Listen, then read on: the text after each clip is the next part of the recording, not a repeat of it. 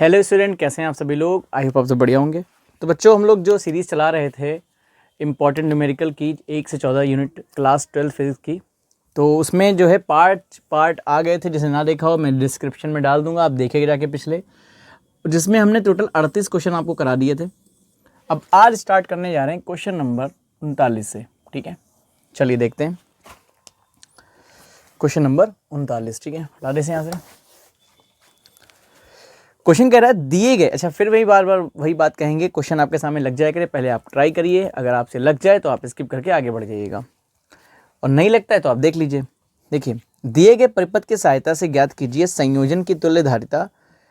दूसरा पॉइंट है संधारित्र C1 पर आवेश, और तीसरा पॉइंट है संयोजन की कुल संचित ऊर्जा। ठीक, ये इतना ज्ञात करना है। कल हम आपको बता चुके थे कि कैसे श्रेणी क्रम में जुड़ा जाता है, कैसे समांतर क्रम में जुड़ा जाता है, तो आज ही इसके ऊपर एक न्यूमेरिकल है, करते हैं। देखिए, पहले चित्र बना लेते हैं जैसा बना हुआ है।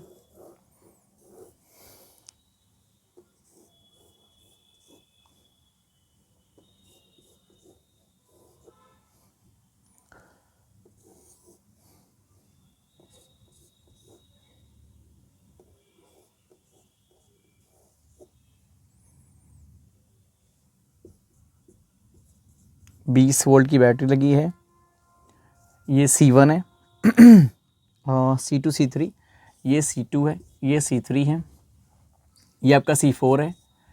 कितने कितने माइक्रोफैराड हैं ये सब? देखिए 10 20 20 20, यानी कि ये 10 का है, बाकी सब कितने के हैं? 20 20 माइक्रोफैराड, और ये भी कितना है? 20 माइक्रोफैराड है। ये 20 वोल्ट है। ठीक, पहला पॉइंट क्या कह रहा है? संयोजन की तुल्य धारिता। अब देखिए, ज़्यादा भाषा नहीं लिखने वाले, आप जो है एग्जाम में लिखिएगा, हम आपको डायरेक्ट समझा रहे हैं। अगर हम बात करें यहाँ से कोई आवेश चले, तो आवेश जाने के बाद यहाँ पर मान लीजिए प्लस Q आवेश गया है यहाँ से, तो यहाँ बढ़ जाएगा दो भागों में, यहाँ Q1 चला जाएगा, यहाँ क्या चला जाएगा? Q2। अब यहाँ से लौट के यहाँ आएगा Q2, यहाँ से लौट के आएगा Q1, दोनों मिलके क्या बन जाएंगे? Q बन जाएंगे, इसमें चले जाएंगे। अब हमें सबसे पहले देखना है कौन श्रेणी क्रम में, कौन समांतर क्रम में। तो देखिए, इसके बारे में, इसके बारे में अभी हम कुछ नहीं कह सकते, जब तक हमें दिख रहा है जो वही करते हैं। हमें एक चीज़ कंफर्म दिख गई कि देखिए, आसानी ढूंढना है, कर तो आप ये भी समानता सकते हैं, लेकिन आसानी ढूंढिए। अगर आप देखिए तो C2 और C3 इस टाइम श्रेणी क्रम में समान आवेश जा रहा है, तो इसको सॉल्व करके पहले एक संधारित्र यहाँ पे लगाते हैं। ठीक, और उसके बाद जो है इसको हटा देंगे। तो लिखेंगे कैसे? देखिए, हमें लिखना है चूँकि C2, C3 श्रेणी क्रम में है, अतः तुल्य प्रतिरोध किसका तुल्य प्रतिरोध? इन दोनों का। तो श्रेणी क्रम के लिए कैसे निकालते हैं? 1/C बराबर 1/C1 प्लस 1/C2। तो कितना आ जाएगा? 20 प्लस 1/20, दोनों हर बराबर है, तो क्या हो जाएगा? नीचे 20, ऊपर क्या आ जाएगा? 1 और 1 2 हो जाएगा। 2 1 कम 2, 2 दहाम 20, कितना आ जाएगा? 1/10, यानी कि C की वैल्यू कितनी आ गई? 10 माइक्रोफैराड। बात समझिए। अगर हम देखें, हमने इन दोनों को सॉल्व कर दिया, इन दोनों को सॉल्व करने के बाद देखिए यहाँ पे कितना माइक्रोफैराड लग गया? ये एक C लग गया, जिसका मान आया 10 माइक्रोफैराड। अभी तुल्य धारिता निकालने के लिए बड़ा होता आसान हो गया। अब तीनों को समांतर क्रम में नहीं लिख दीजिएगा, पहले देखिए जो दिख रहे हैं। यहाँ पे Q आ रहा है, यहाँ पे Q जा रहा है, लेकिन यहाँ बट रहा है, तो पहले इन दोनों को देखिए। ये दोनों किस क्रम में बट रहा है? तो समांतर क्रम में, तो इनको सॉल्व कर लेते हैं। क्या लिखेंगे? चूँकि C, C1 किस में है? समांतर क्रम में है, समांतर क्रम में है, अतः तुल्य प्रतिरोध, गलत लिख दिया। देखिए यहाँ भी गलती किया, तुल्य धारिता लिखेंगे ना आप, तो यहाँ भी क्या लिखेंगे? तुल्य धारिता। ठीक है, देखिए तो समांतर क्रम के लिए क्या होता है? जोड़ देते हैं, तो C' मान लेते हैं। क्या हो जाएगा? C प्लस C1, मतलब 10 प्लस 10 बराबर कितना आ गया? 20 माइक्रोफैराड।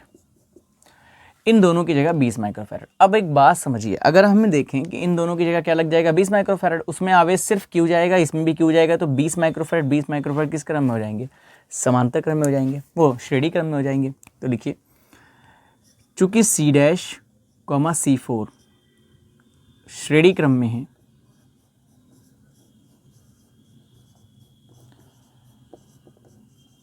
अतः अब जो निकलेगी वो संयोजन की तुल्यधारिता होगी। अब कोई बचेगा नहीं ना। अतः संयोजन की तुल्य धारिता या कुल धारिता, इसमें क्या कह रहा था, तुल्य धारिता, वही लिख लेते हैं। ठीक है, श्रेणी क्रम में ना, कैसे जोड़ेंगे भाई, 1/C टोटल को हम CT लिख लेते हैं। C total is equal to क्या हो जाएगा, 1/C डैश प्लस 1/C4, है ना।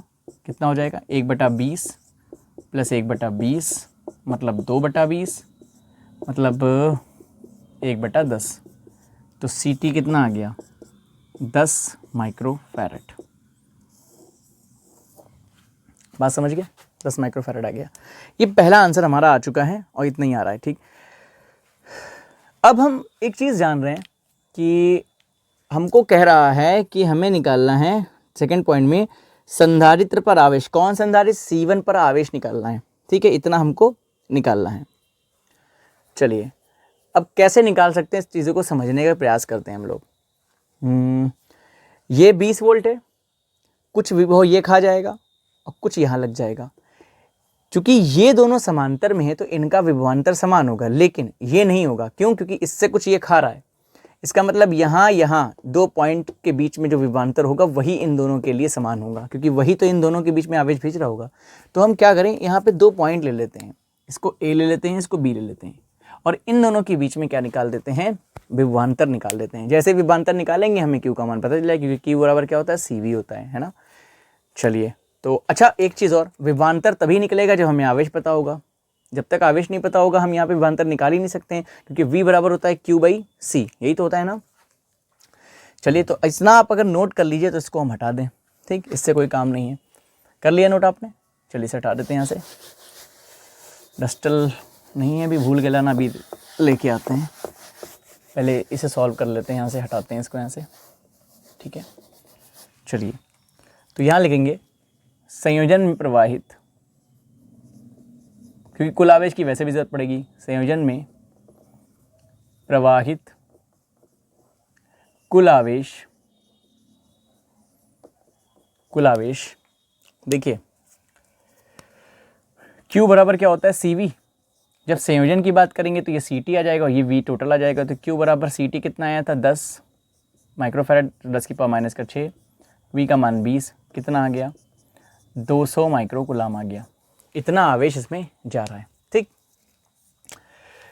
अब अगर हम यहाँ से कहें यहाँ 200 कूलाम आवेश जा रहा है, तो इधर 2 संधारित्र लगे थे, जिन पर देखिए सॉल्व करने से बेहतर है यहीं समझ लेते हैं। 2 संधारित्र लगे थे, दोनों का तुल्य संधारिता कितनी है, 10 माइक्रोफैरड। इसका मतलब ऊपर वाला 10 प्रभावी, नीचे वाला 10 प्रभावी। तो जितना इसमें जाएगा उतना ही तो इसमें जाएगा, क्योंकि दोनों 10 है। पहले 2 लगे थे यहाँ पर, उन दोनों को मिला के 10 आया था, मतलब 10 माइक्रोफैरड टोटल धारिता थी। उसके अंदर आवेश जा रहा है Q1, इसके अंदर Q2, तो Q1 Q2 बराबर ही तो जाएंगे जब दोनों 10 माइक्रोफैरड हैं। हमसे पूछ रहा है C1 में आवेश बता दीजिए, तो टोटल कितना निकल रहा है यहाँ से, 200 माइक्रो कूलाम। तो हमें सॉल्व करने की जरूरत नहीं, विभवांतर भी नहीं निकालेंगे, आसानी से क्या लगा देंगे, यहाँ लिख देंगे। इसलिए C1 में प्रवाहित आवेश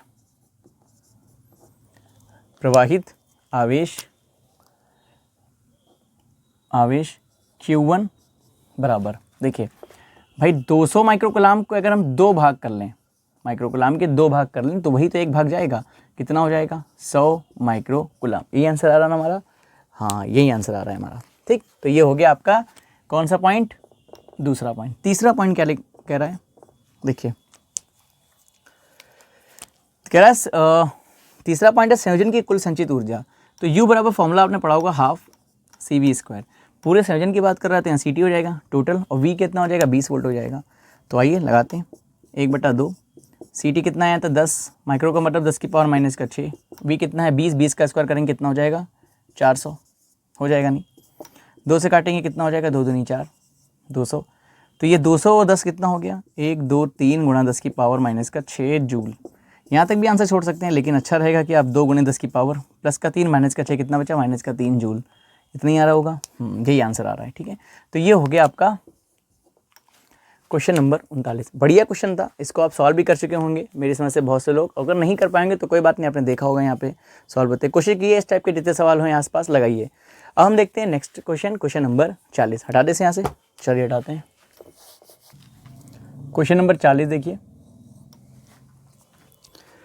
चित्र बना हुआ है, कह रहा दिए गए संधारित्रों के समायोजन की तुल्य धारिता ज्ञात कीजिए तथा कुल संचित ऊर्जा ज्ञात कीजिए। बढ़िया क्वेश्चन है, देखिए इस टाइप के क्वेश्चन आ जाते हैं कभी कभी, कंपटीशन में ज़्यादातर देखने को मिलेंगे। ऐसे ही ना, ठीक, ए पॉइंट है, ये बी पॉइंट है, बैटरी लगा दी इन्होंने, बैटरी लगाई 2 वोल्ट की, ठीक है, 2 वोल्ट की बैटरी लगा दी, और संधारित्र ने 3 4 5, 3 माइक्रोफैरड, 4 माइक्रोफैरड, 5 माइक्रोफैरड, और कुछ ऐसे वायर लगाए हुए हैं, ऐसे जाके ऐसे है और ऐसे जाके ऐसे है, यही तो है ना। ठीक, बहुत आसान सवाल है, बस चीज़ों को समझिए। देखिए पहले ना इसको थोड़ा सा अच्छा बनाते हैं, अभी समझ नहीं पा रहे हैं, यहाँ से आवेश जाने के बाद ना ऐसे जा रहा है फिर ऐसे जा रहा है, कौन समांतर में कौन श्रेणी में, कन्फ्यूज़न है।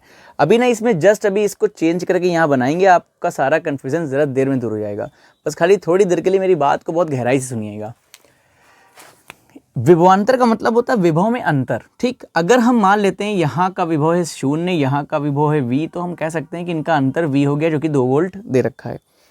अब जब कभी कोई सिंगल तार होता है तो मान लीजिए यहाँ का जो पोटेंशियल अगर x है, ये अभी आगे काम आने वाला है इसलिए बता रहे हैं, यहाँ का पोटेंशियल यानी कि विभव x है और तार के बीच में कोई भी रेजिस्टेंस, कोई प्रतिरोध, किसी तरह का संधारित्र नहीं लगा है, तो यहाँ का भी विभव x ही माना जाएगा।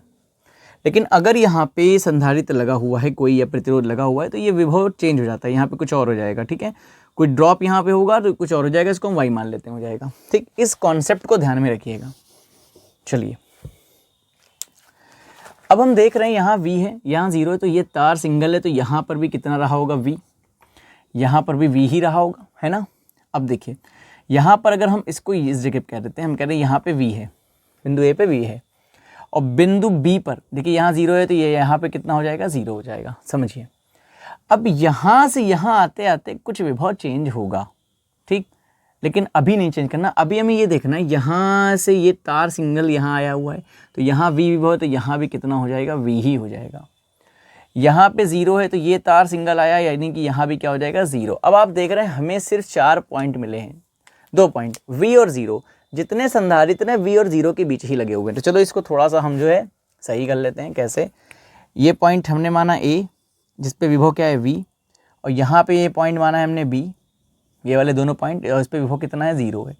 और अब इसकी बैटरी को कनेक्ट कर लेते हैं, जो बैटरी थी जैसी हमारे पास 2 वोल्ट की, ये माइनस, ये प्लस, ये 0, ये V। अब हम लगाना शुरुआत कर रहे हैं। देखिए जितने संधारित्र V और 0 के बीच ही तो लगे हैं, तो V और 0 के बीच में पहले लगाए 3 माइक्रोफैरड, तो ये लगा देते हैं ना, ये देखिए।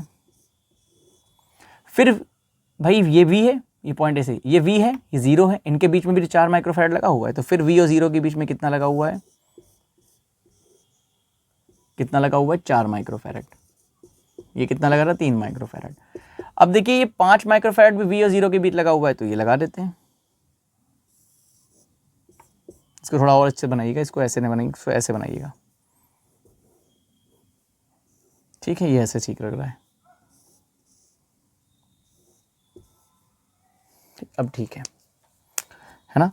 तो ये कितना लग गया बीच में, ये लग गया 5 माइक्रोफैरड। अब आप खुद ही देख के बताइए, अब सारी कन्फ्यूजन दूर होगी।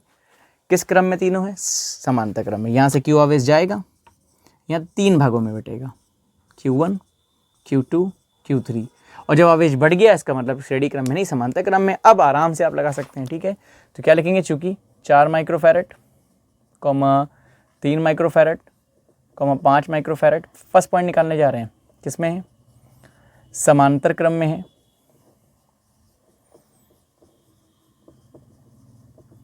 अतः संयोजन की तुल्य धारिता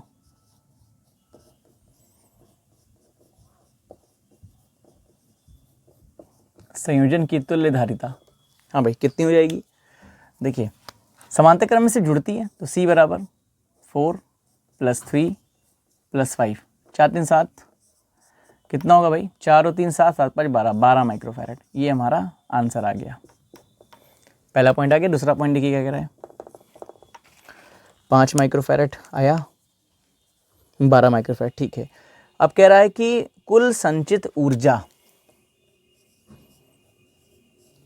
कुल संचित ऊर्जा, ठीक। देखिए U बराबर फॉर्मूला क्या होता है, ½ CV², यही तो होता है ना। C दे रखा है, निकाल लिया। V दे रखा है, 2 वोल्ट दे रखा है, तो U बराबर कितना हो जाएगा, 1/2।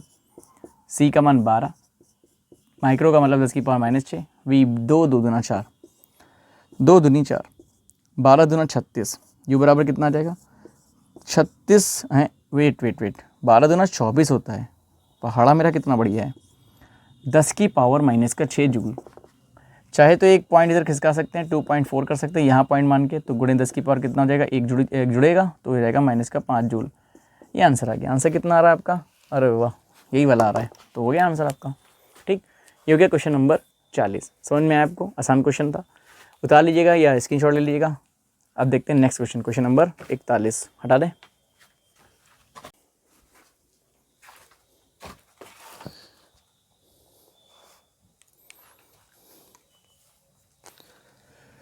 क्वेश्चन नंबर 41 देखिए, कह रहा है 100 पाई फैरड का समांतर प्लेट संधारित्र 400 वोल्ट तक आवेशित है, ठीक। तो C का मान कितना दे रखा है, 100 पाई फैरड, और V का मान दे रखा है 400 वोल्ट आवेशित। यदि इसकी प्लेटों के बीच की दूरी आधी कर दी जाए, ठीक है। मान लीजिए पहले इसका जो मान था वो कितना था, ε0 A/d, ठीक। कह रहा है यदि दूरी आधी कर दी जाए, ठीक है। तो अब एक बात समझिए, ये C1 होगा, ये V1 होगा, पहला संधारित्र होगा प्रारंभिक, और प्रारंभिक वोल्टता होगी। अब जब दोबारा कह रहा दूरी आधी करने पर कर दें तो प्लेटों के बीच नया विभवांतर क्या होगा, यानी कि यदि दूरी D आधी कर दें, आधी कर दें तो नया विभवांतर V2 हमको ज्ञात करना है, ठीक। इतना हो गया। और उसकी संचित ऊर्जा में क्या परिवर्तन होगा, ΔU ज्ञात करना है। ये पहला पॉइंट है और ये दूसरा पॉइंट है, ठीक। बात समझ के, ये इतना क्वेश्चन है, चीज़ों को समझने का प्रयास करिए। 100 फैरड का संधारित्र प्लेट जो है 400 वोल्ट तक आवेशित है। यदि इसकी प्लेटों के बीच की दूरी आधी कर दी जाए तो प्लेटों के बीच नया विभवांतर क्या होगा। इसमें कहीं पर भी ये नहीं कहा गया है कि आवेश बदल रहा है, और ना ही आवेश बदलता है, ठीक है। अगर वही बैटरी हटा लें तो जितना संचित होना था हो गया। अब कह रहा है खाली 400 वोल्ट का विभवांतर है, ठीक है। यदि उसकी प्लेटों के बीच में दूरी आधी कर दें तो नया विभवांतर क्या हो जाएगा, ये पूछ रहा है। कि आवेश नहीं बदलेगा, आवेश नहीं बदलेगा तो यहाँ पे पहले तो हम देख लें, C1 पता है तो C2 निकाल लें, नई धारिता कितनी हो जाएगी, ठीक है। तो हम यहाँ फर्स्ट पॉइंट लगाने जा रहे हैं, ठीक है। नई धारिता कब, जब दूरी आधी कर दी जाए। नई धारिता C2 बराबर फॉर्मूला होता है ε0 A/d, ठीक। लेकिन D की जगह D2 हो जाएगा, D/2।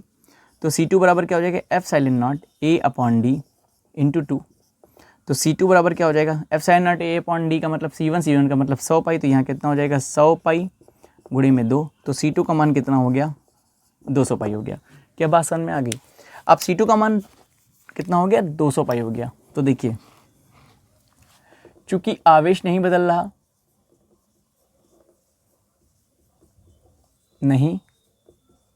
रहा, अर्थात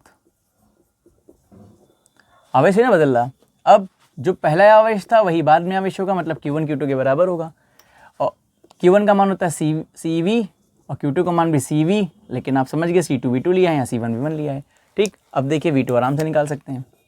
V2 बराबर C1 V1 अपॉन C2, मान रखिए 100 पाई गुणे 400 बटे 200 पाई, पाई से पाई ख़त्म, 200 200 ख़त्म, मतलब 100 2 0 2 0 ख़त्म, 2 दूनी 4। तो नया विभवांतर कितना आ गया? 200 वोल्ट हो गया। बात समझ में आ गई? पहला आंसर आ गया हमारा 200 वोल्ट। ठीक है, पहला आंसर हमारा आ चुका है। अब हमें ऊर्जा में परिवर्तन निकालना है। बात को समझिए, ऊर्जा परिवर्तन डेल्टा यू क्या होगा? U2 माइनस U1 होगा, यही तो होगा ना। चलिए देखते हैं। U2 कब? बाद का, U1 पहले का।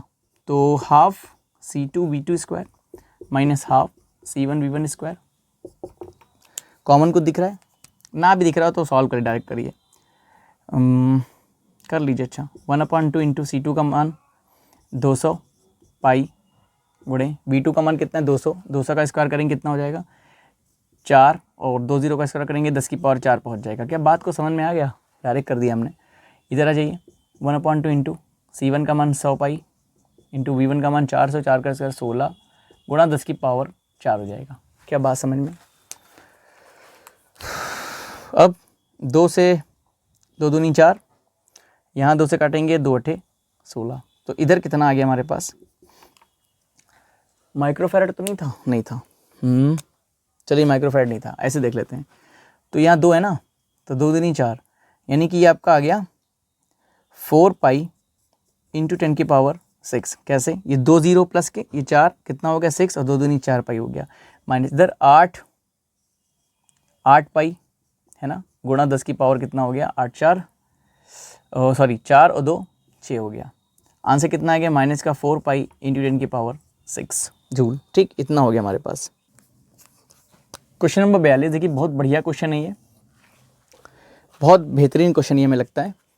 चलिए देखिए, चित्र बना हुआ है,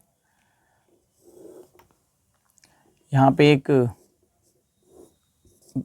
वोल्टेज लगा हुआ है, मतलब विभवांतर लगा हुआ है। यहाँ एक संधारित्र है जिसका मान C है, यहाँ एक संधारित्र है जिसका मान 2C है। इतना सवाल है। क्वेश्चन कह रहा है कि C तथा 2C धारिता वाले दो समांतर प्लेट संधारित्र चित्रानुसार V विभवांतर वाली बैटरी से जोड़े गए हैं। यदि बैटरी को हटा दें, पहली बात तो बैटरी को हटा देंगे आवेश नहीं बदलेगा, ध्यान में रखिएगा, हटा दे तथा C धारिता वाले संधारित्र की प्लेटों के बीच पूर्ण रूप से K परावर्तनांक का पदार्थ भर दें, तब पहला पॉइंट, संयोजन की कुल धारिता कितनी हो जाएगी? कितनी हो जाएगी हमें ये निकालना है। ठीक है, तो प्रारंभिक धारिता अगर देखें तो ये समांतर क्रम में दिख ही रहे हैं, मतलब 2C और C 3C। अब C वाले में अगर आपने देखा होगा कि फॉर्मूला होता है C बराबर ε0 A/d, ε0 A/d, लेकिन अगर हम K परावर्तित माध्यम भर देते हैं तो ε0 K A/d हो जाता है। मतलब ε0 A/d को अगर हम C लिखें और K है तो KC हो जाएगा, नहीं हो जाएगा, यानी कि धारिता K गुना बढ़ जाती है। समझिए बात को। तो इसमें यही कह रहा है संयोजन की कुल धारिता क्या हो जाएगी जब हम इसमें बैटरी हटा देंगे। ठीक है, तो चलिए यहाँ पे करना स्टार्ट करते हैं सवाल को आसानी से। देखिए फर्स्ट पॉइंट, बैटरी हटाने पर तथा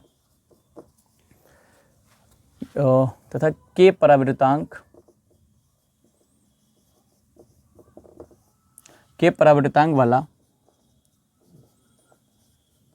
माध्यम C धारिता में प्रवेश कराने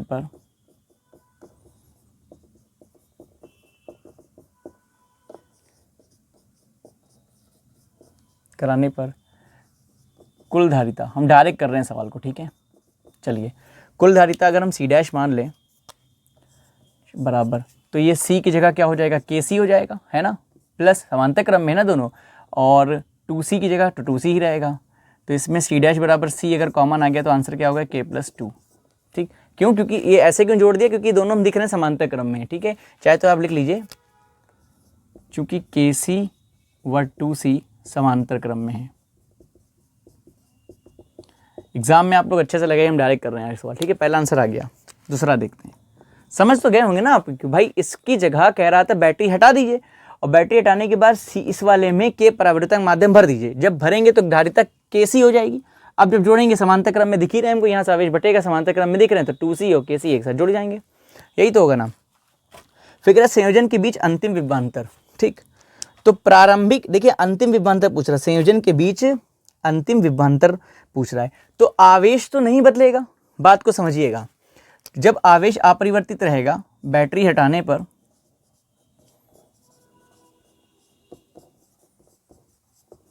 आवेश अपरिवर्तित रहेगा। इसको हम बहुत शॉर्ट में कर रहे हैं, आपको बढ़िया से लिख के करना है, ठीक है।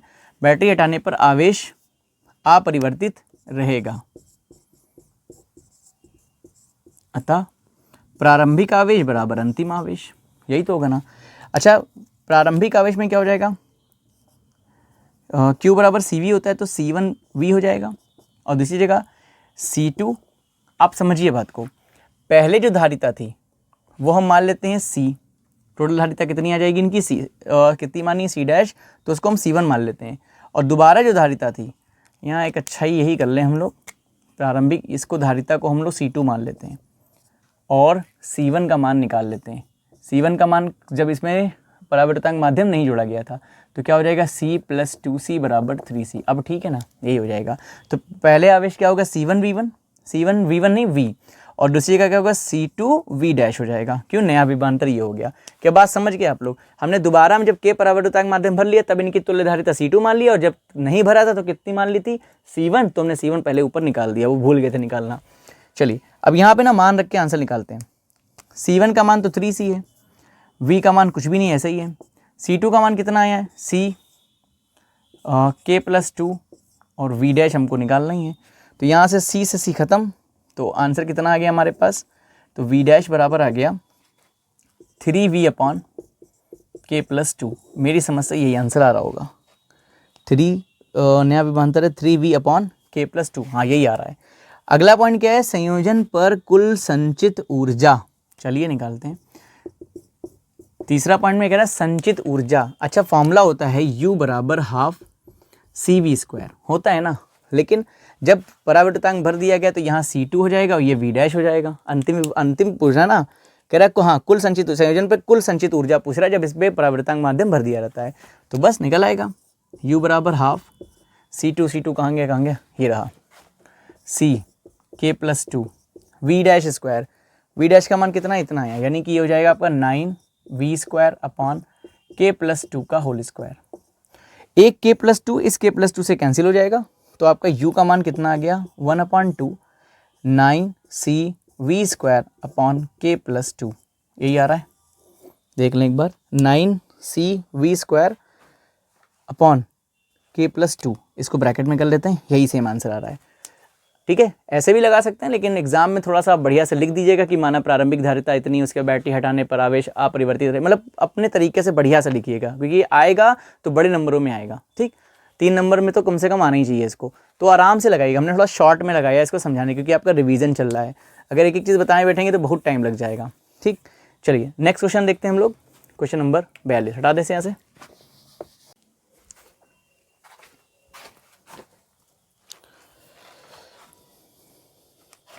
क्वेश्चन है कि एक बिंदु आवेश के कारण किसी बिंदु पर वैद्युत विभव का सूत्र प्राप्त कीजिए। तो डेरिवेशन है V वाला, V बराबर 1/4 नॉट Q/R।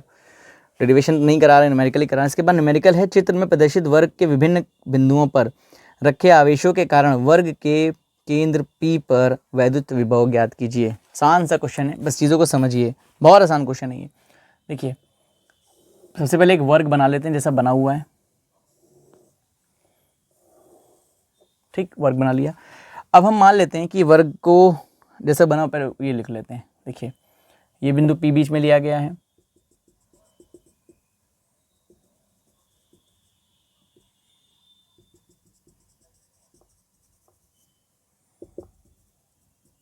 ठीक है, और ये कितना है, -2Q, इधर वाला कितना है, -4Q, ये शायद +4Q, ये -2Q, ये +5Q, ऐसे ही तो है ना, हाँ, ये -5Q, ये +Q और ये -Q। सवाल ना यहीं से आसान हो गया। विभव होती है अदिश राशि, उसको जोड़ते हैं V1 + V2 करके।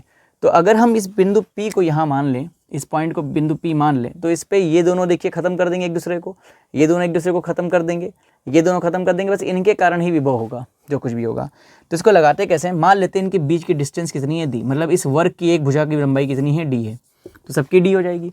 अब आप जानते हैं जो ये है ना, ये विकर्ण, विकर्ण वर्ग का विकर्ण होता है भुजा √2, तो भुजा d है, √2 हो जाएगा। ठीक, अब जब इसकी लंबाई हो गई, मतलब देखिए इसकी लंबाई हो गई d, तो इस बीच वाले की लंबाई या यहाँ की लंबाई भी d हो जाएगी, है ना, ये भी तो d होगी, तो ये d/2, ये d/2। लेकिन हम अगर इसकी बात करें तो ये हो जाएगा d√2/2। भाई ये दूरी और ये दूरी पूरी कितनी है, ये d√2 है, लेकिन आधा ही तो चाहिए होगा यहाँ से यहाँ तक दूरी हमको, क्योंकि यहाँ के कारण यहाँ पे वो निकालेंगे तो ये दूरी चाहिए, और ये दूरी इस पूरी की आधी है ना, आधी है, मतलब d√2/2 होगी, तो ये भी d√2/2। अब इसमें हम थोड़ा सा अच्छा ये करते हैं कि ये मान लेते हैं a, ये मान लेते हैं b, ये c, ये d, ये e और ये f मान लेते हैं। समझिए बात को। ठीक, तो हम यहाँ पे ना एक चीज़ कर देंगे चित्र में,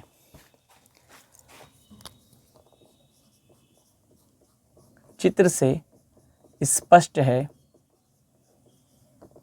जो स्पष्ट है वो देखते हैं क्या क्या है। देखिए अगर हम बात करें AP की, AP जितना AP है वही PC भी है, तो वो PC के बराबर होगा, और जितना ये PB है वो किसके बराबर होगा, वो QD के PD के बराबर होगा, है ना, ये दोनों आप सब आपस में बराबर होंगे। अब बात करते हैं इन दोनों की, EF, फिर ये मान लेते हैं G और ये H। अब देखिए तिरछे ले लिए 4, अब क्या बच रहे हैं, 4 और बच रहे हैं, 1 2 3 4, इनको लेते हैं, तो ये दूरी आपस में बराबर होगी, ये सब आपस में बराबर होंगी। तो यानी कि अब हम यहाँ से अगर बात करें तो PH किसके बराबर होगा, PG के, और किसके बराबर होगा, PE के, और किसके बराबर होगा, PF के बराबर होगा, है ना, ये बराबर होगा। अब ज़रा समझिए, ये दूरी D है, ये D है, ये D है, समझिए बात को, ये D है ना, तो ये D होगी, तो ये आधी कितनी होगी, d/2, तो ये सब d/2 ही तो होंगे कि नहीं होंगे। विकर्ण में ये पूरा d√2 है, तो आधा होगा d√2/2, तो यहाँ कितना आ जाएगा, ये सारे के सारे कितने होंगे, d√2/2। क्या बात को समझ में आ गई, आसान चीज़ है बिल्कुल, कोई दिक्कत वाली बात नहीं है। भाई ये दूरी का आधा, जितना विकर्ण है, जितना विकर्ण से दूरी है यानी केंद्र से दूरी है कोनों की, वो सब बराबर है, तो देखिए d√2/2 है तो लिख लिया, और जो है यहाँ से जो दूरी बीच से जस्ट है सब नापी गई है वो कितनी आ रही, d/2, ये भी यहाँ पे लिख दिया। अब हम निकाल लेते हैं इस बीच वाले पर विभव। ठीक, तो यहाँ लिखेंगे सभी आवेशों के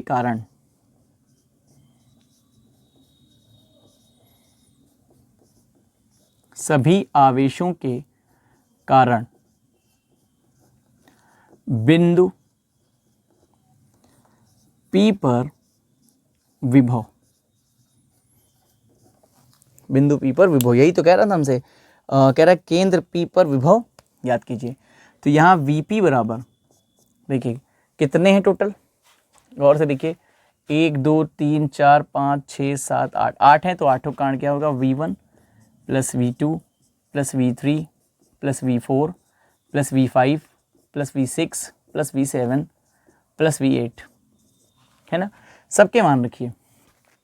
VP बराबर 1/4 पाई, अच्छा V1 इसके कारण यहाँ से स्टार्ट करते हैं, V1 V2 V3 ऐसे स्टार्ट करते हैं, तो यहाँ से अगर इसके कारण यहाँ पे V1 है तो ये दूरी होगी AP होगी, और किसके कारण होगा, -4Q, और होता क्या है 1/4 पाई एप्सिलॉन नॉट, तो 1/4 पाई एप्सिलॉन नॉट को हम K मान लेते हैं यहाँ पे। ठीक, ताकि हमारे लिए आसान हो जाए, क्या हो जाएगा, K और Q को क्या लिखेंगे, -4Q अपॉन में दूरी कितनी है, AP है, तो और AP का मान कितना है, d√2/2। अब आगे हम ऐसे लिख रहे हैं, V2 इसके कारण होगा कि नहीं होगा, तो कितना हो जाएगा बताइए, K 5Q, और इनके बीच की दूरी कितनी है, यानी कि EP कितना है, PE/IP d/2 है।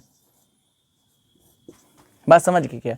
अब V3 हम डायरेक्ट लिख रहे हैं, V3 इसके कारण लिखेंगे क्या हो जाएगा, प्लस का कितना होगा, K -Q बटे में ये दूरी यहाँ से यहाँ तक कितनी हो जाएगी, d√2/2। बात समझे नहीं, आसानी से करें, ज़्यादा इसमें कैलकुलेशन करने की कोशिश मत करिएगा, बहुत घपला हो जाएगा। अभी देखिए कैसे इसको सॉल्व करते हैं। V3 हो गया, V4 क्या हो जाएगा, V4 मतलब इसकी वजह से कितना हो जाएगा, K -2Q बटे में ये दूरी कितनी है, PH d/2। यहाँ तक क्लियर। चलिए अभी और बचा हुआ है, प्लस 4 हो गया ना, अब V5 1 2 3 4 5 इस पे आते हैं, तो ये हो जाएगा आपका K 4Q अपॉन में यहाँ से यहाँ तक कॉर्नर है, कितनी दूरी है, d√2/2, फिर V6 मतलब ये हो गया, इसकी वजह से k -5q अपॉन d√2/2 है ना, ये हो जाएगा। फिर कितना हो गया, अब हम लोग कहाँ पहुँच गए, यहाँ पहुँच गए, यानी कि 1 2 3 4 5 6 6 हो गया।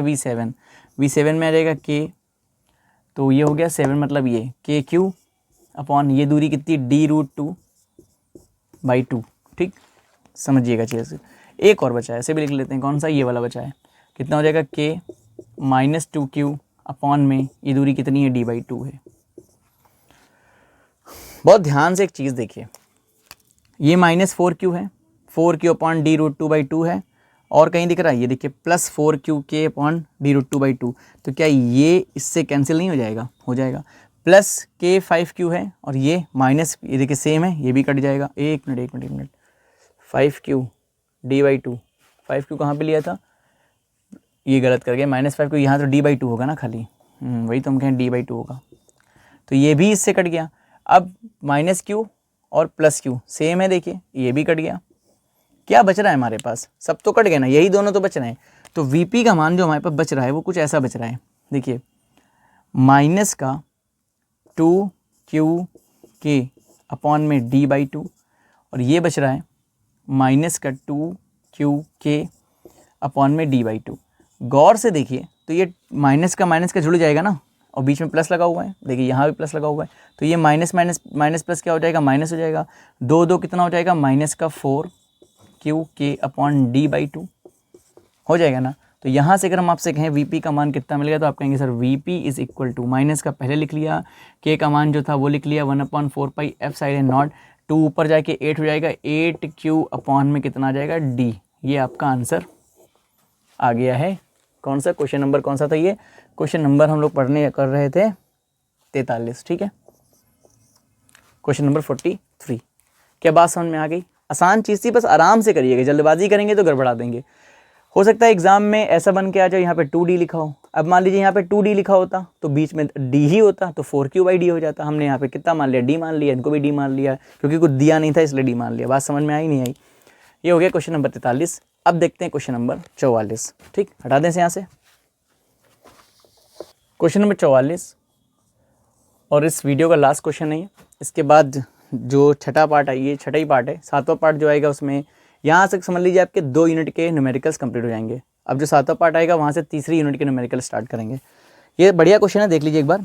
कह रहा आवेश q को r तथा small r is greater than small r त्रिज्याओं के, यहाँ पे कुछ भी r1 r2 भी दे सकता है, ठीक है, त्रिज्याओं के 2 सेकेंडरी खोखले गोलों, सेकेंडरी मतलब जिनका केंद्र एक ही हो, खोखले गोलों जिनकी त्रिज्याएं और खोखले गोलों पर इस प्रकार वितरित किया जाता है ताकि उनके आवेश के पृष्ठ घनत्व बराबर हो, उसके उभयनिष्ठ केंद्र पर विभव कैसे ज्ञात कीजिए। एक बार बताइए, एक ये गोला है, इसका केंद्र मान लीजिए केंद्र O है, और एक और गोला है, इसका भी केंद्र यही है। तो कह रहा है कैपिटल R तथा स्मॉल r, और कह रहा है R कैपिटल, यानी कि ये त्रिज्या अगर R है, ठीक है, ये R है, तो ये छोटी वाली जो त्रिज्या होगी वो कितनी हो जाएगी, स्मॉल r हो जाएगी, क्योंकि R से बड़ा है। फिर कह रहा है इन पे Q आवेश डाला गया, कैपिटल Q आवेश डाला गया, तो दोनों पे समान रूप से वितरित हो जाएगा। भाई समान क्या, दोनों पे वितरित हो जाएगा। मान लिया इसके ऊपर Q1 आया और इसके ऊपर Q2 आया, लेकिन ये इस प्रकार से वितरित किया गया है, बात को बहुत ध्यान से समझिए, ये इस प्रकार से वितरित किया गया है, इनके पृष्ठ आवेश घनत्व बराबर, मतलब सिग्मा, और दोनों इस पे भी सिग्मा, इस पे भी सिग्मा है। कह रहा है तो उभयनिष्ठ केंद्र पर विभव, यही तो कह रहा है लास्ट में, कह रहा है गोले की उभयनिष्ठ केंद्र पर विभव ज्ञात कीजिए। अच्छा, उभयनिष्ठ केंद्र पर विभव इसके कारण होगा, इसके कारण होगा, यानी कि V बराबर क्या हो जाएगा, V1 + V2 हो जाएगा, यही हमको निकालना है। ठीक, तो अब हम करेंगे क्या, इसके फॉर्मूले में आता है 1/4π Q, Q यानी कि पहले के लिए Q1 लेंगे, Q1 का मान निकालेंगे तभी तो रख पाएंगे, ये बात जाननी है बस। तो सबसे पहले ना लगाना स्टार्ट करते हैं। अब हमें दे क्या रखा है, प्रश्नानुसार जो उसने क्लू पॉइंट एक दिया है, कहा है प्रश्नानुसार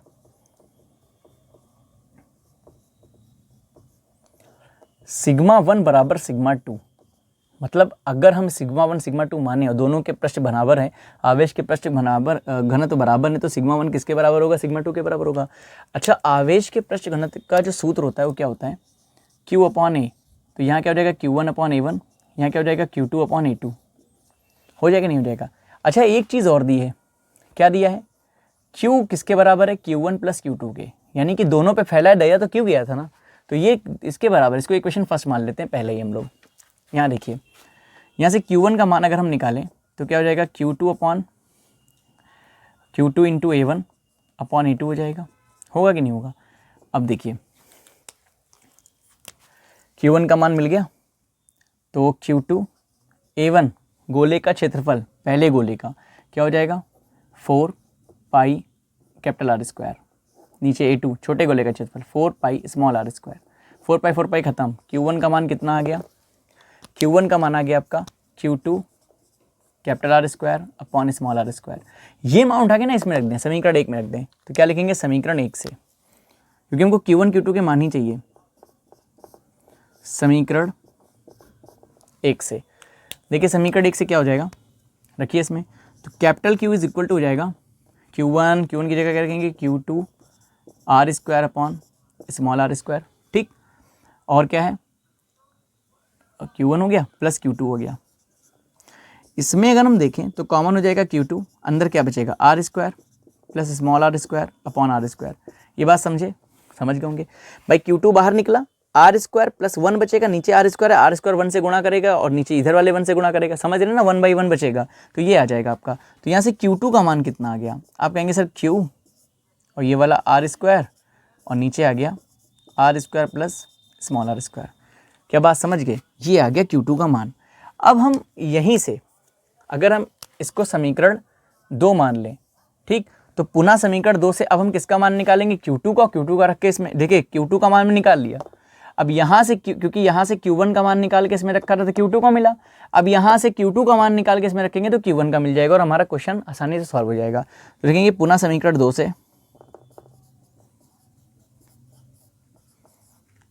से क्या होगा, देखिए मेरे ख्याल से इसकी ज़रूरत नहीं है, इसको हटा देते हैं, अपना काम हो चुका है। देखिए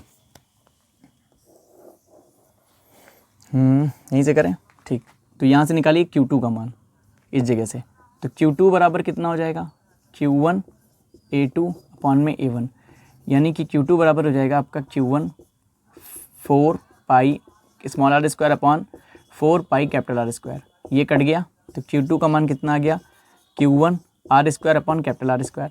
अब ये समीकरण 1 में रख देते हैं, ठीक है, तो समीकरण 1 से देखिए क्या हो जाएगा, थोड़ा फास्ट चल रहे हैं क्योंकि ज़रूरी है। अब देखिए समीकरण 1 से Q बराबर Q1 plus Q1 R square upon capital R square, तो Q बराबर कॉमन क्या हो जाएगा, Q1 अंदर, फिर देखिए R1 का मार तो क्या बचेगा, R1 square sorry R square plus small r square, नीचे क्या बचेगा, कैपिटल R स्क्वायर, यही बचेगा।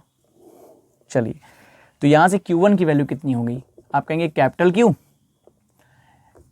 R square upon capital R square plus small r square, यही बचा ना। देखिए Q1 Q2 दोनों मान हमारे पर निकल आए, बस अब लिख देंगे, इसलिए उभयनिष्ठ